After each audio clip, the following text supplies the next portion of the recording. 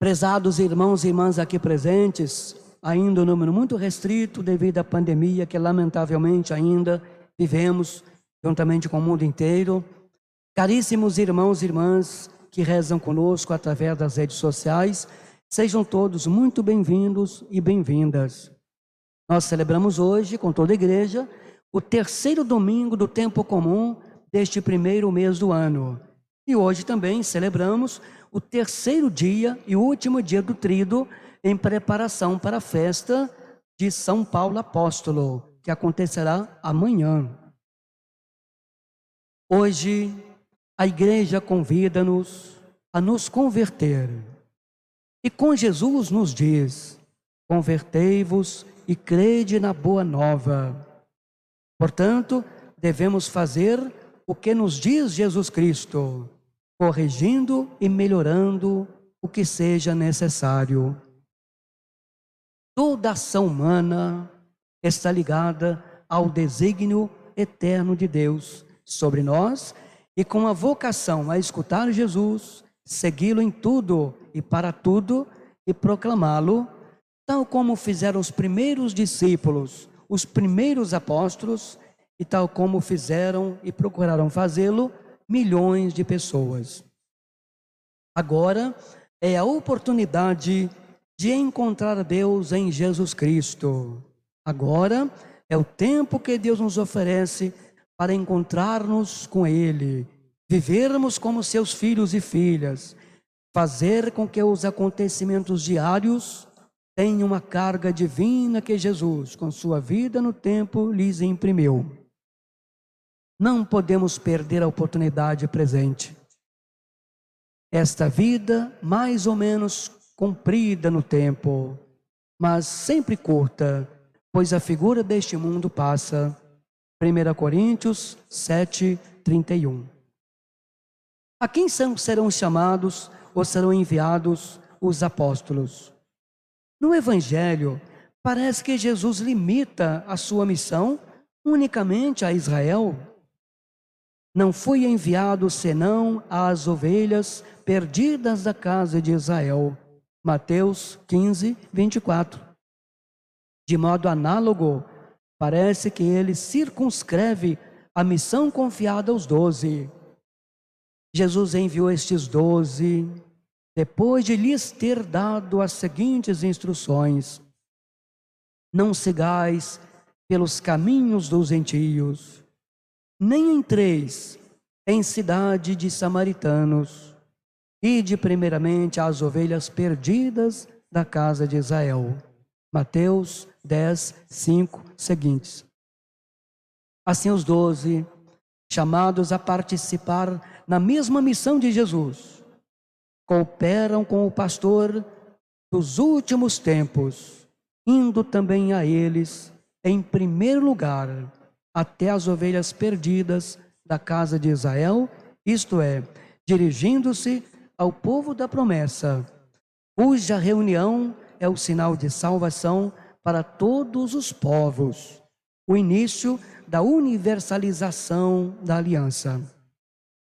Longe de contradizer a abertura universalista da ação messiânica do Nazareno, a inicial limitação a Israel da sua missão e da dos 12 torna-se assim o sinal profético mais eficaz. Depois da paixão e da ressurreição de Jesus, este sinal será esclarecido. O caráter universal da missão dos apóstolos tornar-se-á explícito. Cristo enviará os apóstolos a todo mundo, Mateus 16, 15, a todas as nações, até os confins da terra. E esta missão continua sempre o mandato do Senhor de reunir os povos na unidade do seu amor. Esta é a nossa esperança e este é também o nosso mandato, contribuir para esta universalidade, para esta verdadeira unidade na riqueza das culturas, em comunhão com nosso verdadeiro Senhor Jesus Cristo. Marcos, como Mateus e Lucas, narram o chamado dos primeiros discípulos às margens do mar da Galileia. O Evangelho de João narra esse chamado já na ocasião do batismo de João Batista, quando alguns discípulos de João se dispõem a seguir Jesus. O chamado, narrado em estilo sumário, na realidade, se fez em um clima de diálogo e conhecimento mútuo. Assim como Jesus abandonou sua rotina de vida em Nazaré, também seus discípulos abandonam seu antigo sistema de vida, não para fugirem do mundo, não para se afastarem do mundo, mas para iniciarem uma nova prática social alternativa de justiça e paz. O Evangelho deste terceiro domingo do tempo comum apresenta dois temas intrinsecamente relacionados: o anúncio do Evangelho e o chamado dos primeiros discípulos. E a ponte entre esses dois temas é o sujeito comum, Jesus, o Cristo, Filho de Deus, como já anunciara Marcos nas primeiras palavras do seu Evangelho. Ao identificar o sujeito do anúncio, portanto, Jesus, e o conteúdo do anúncio, o Evangelho de Deus, Marcos impede que ambos sejam manipulados através de uma adequação à moda do tempo, ou mesmo ideologizados, perdendo a sua força provocadora. Mas, pelo contrário, tanto Jesus quanto o Evangelho exigem a coragem de deixar tudo, inclusive os projetos pessoais, a barca e as redes, as pessoas mais caras, os pais, chegando até mesmo a perder a própria vida para ganhá-la definitivamente. Mateus 8, 34, 35. Depois que João Batista foi preso, Jesus foi para a Galileia pregando o Evangelho de Deus e dizendo: o tempo já se completou e o reino de Deus está próximo. Convertei-vos e crede no Evangelho. Passando à beira do mar da Galileia, viu Simão e seu irmão André que lançavam as redes na água, pois eram pescadores, e Jesus lhes disse: segui-me e farei de vós pescadores de homens. E eles, deixando imediatamente as redes, seguiram a Jesus. Caminhando um pouco mais, viu também Tiago e João, filho de Zebedeu, estavam na barca consertando as redes, e logo os chamou.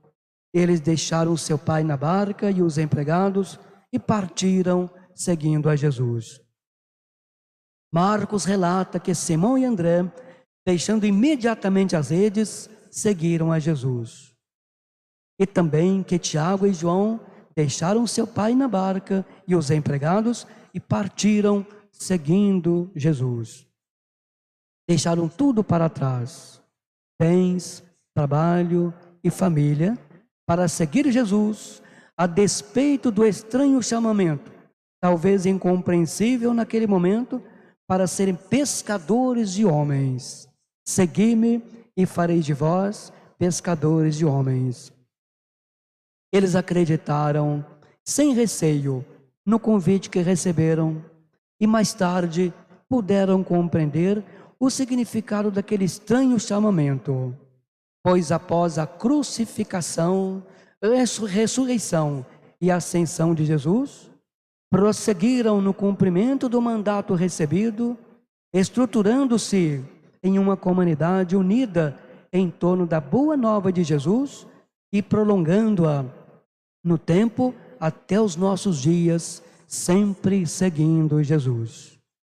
Em síntese, a partir daqueles acontecimentos, seguiram os passos de Jesus, indo com ele aonde ele foi. E depois da sua ressurreição, seguiram seus ensinamentos para divulgá-los mundo afora. Esta também é nossa missão. Louvado seja nosso Senhor Jesus Cristo. Sempre seja louvado.